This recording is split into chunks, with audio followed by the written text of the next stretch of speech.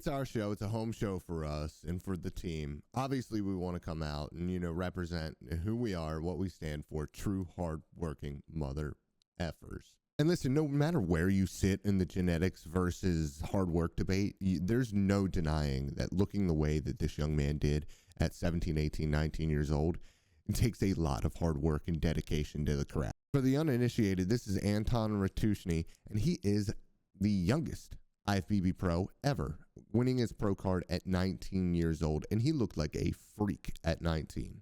And this young man did not win his pro card at some weird little show. No, he won his pro card in 2023 at the NPC National Championships at Irving, Texas. That is the Texas show.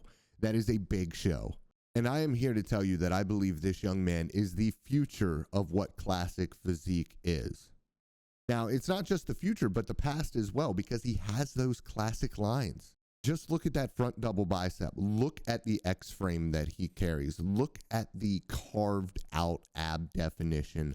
Look at the chest. Look at the high lats. It is classic. And the peaks in the bicep too, which is very important for that classic look. Now, I'm very interested to see where he is at when it comes to his weight and weight cap on stage, because I think all he needs is a little bit of time, a little bit of detailing, and he is going to be the new classic standard for bodybuilding. Because we have to understand that his peak, his absolute top, isn't probably for another 8 or 9 years, as long as his body is able to hold up. He's going to be able to fine-tune that whole time right around his weight cap. And this is not a Jose Manuel Munoz issue here, where Munoz has obviously unbelievable size, but he was an open bodybuilder who has been able to kind of sneak his way into the top of the weight range for classic. No, Anton has those classic lines. He has the detailing, he has the shape, and he is going to be, I really think he is going to go on a Chris Plus run in the classic division, because I don't think there's going to really be any reason for him to push onto open unless he really, really wants to push size. And honestly, with the way that classic is growing, I think that the prize money is going to get a little bit closer, and it is a more aesthetic physique for the masses, which is going to help him from a marketing perspective.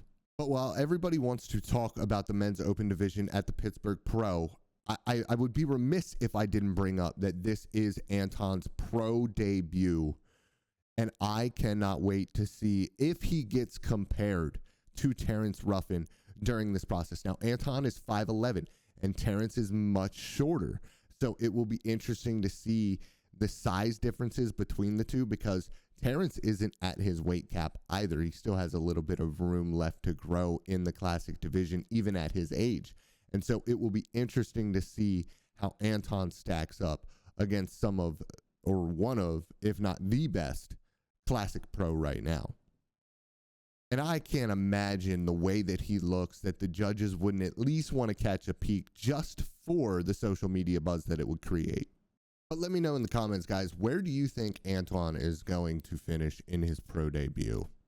The next thing I just wanted to bring up real quick was the unbelievably dry, grainy, vascular conditioning of Michael Krizo. I don't think, outside of Nick, anybody on that open bodybuilding stage is going to look freakier than Michael Krizo will at the Pittsburgh Pro.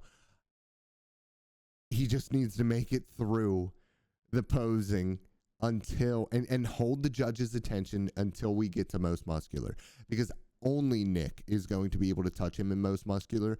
And I actually think Krizo's most muscular is the freakiest, because I don't think that Nick can do the crab pose that same way. And I think that Krizo's crab pose is the best that I have seen so far. So it all comes down to, and the one thing that we need to bring up as a somewhat concern is that we don't really see his back in any of these updates. And the thing with Krizo has always been his posing. Now, I do think that working with George Farah is going to be huge for him, but I think it's going to take time for him to develop that presence and that detail on stage when it comes to his posing to really stack up with the rest of these guys, because they're just flat out better than him at it. They are able to accentuate their strengths and hide their flaws a little bit better. And I think that that's where Krizo really lacks the most right now as a bodybuilder, because he has the size. He certainly has the conditioning. I think only Nick is going to be able to touch him from a conditioning perspective as long as they all nail the peak. And that's the other thing that we're going to have to take note of, is how these guys peak when it comes to show day. But Krizo is looking like he could legitimately take a top 4 spot in this. And if Marty shows up looking tired, maybe top 3. But let me know, where do you think Krizo finishes at the Pittsburgh Pro? Now I got one more update for you, and I promise there's a reason why I'm showing you this. Yes, this is Anton. Why are you showing me Anton when we're talking about Nick Walker? Well, look at the man standing beside Anton. That's Kyle Wilkes. That's Nick Walker's coach. So let's talk about receipts for a quick second. Because yes, this is the first time that we will see Nick and Kyle together for a competition, but he has already made the youngest IFBB pro ever. So I think that he has the credentials to coach somebody who he has known for a very, very long time, even if he hasn't really coached any other big name open bodybuilders over the course of time, yet he's just getting his chance now. And this is where I have to apologize, because I said that I thought Derek was going to win the Pittsburgh Pro. In my preview video, go check that out. And I think I'm wrong. I think I'm wrong. Because if there's one thing that we know about Nick Walker, is he has never looked as good in pictures as he looks on stage. And look at the way he looks in his parents' basement with just normal lighting. And then let's get into the goon lighting. Nick Walker looks ready to take the Pittsburgh Pro home with him. He looks ready to punch his card to the Olympia and be ready to compete at the Olympia. Because, guys, I hate to say it, and I hate to agree with Ivan here, because Ivan is a little bit of a homer when it comes to Nick Walker. I am not. I'm very unbiased about that. But, man, this back double bicep is going to push Derek Lunsford, and nobody pushes Derek Lunsford in the back double bi. Look at the sheer density, the maturity, the detail in his back, and then pair that with the width that he has in his lats and the outrageous size that he has in his arms with the perfect bicep peaks and hanging triceps. It's going to be tough to beat him in that pose, even though Derek's shape is a little bit better overall, a little bit more aesthetic. But Nick's posing looks really good overall. The side chest looks fantastic. And obviously his most muscular is outstanding as well. Listen, guys, let me know. Do you think he's going to topple Derek after Derek toppled Samson? And do you think that Nick Walker, if he wins the Pittsburgh Pro, should be the favorite to win the Mr. Olympia?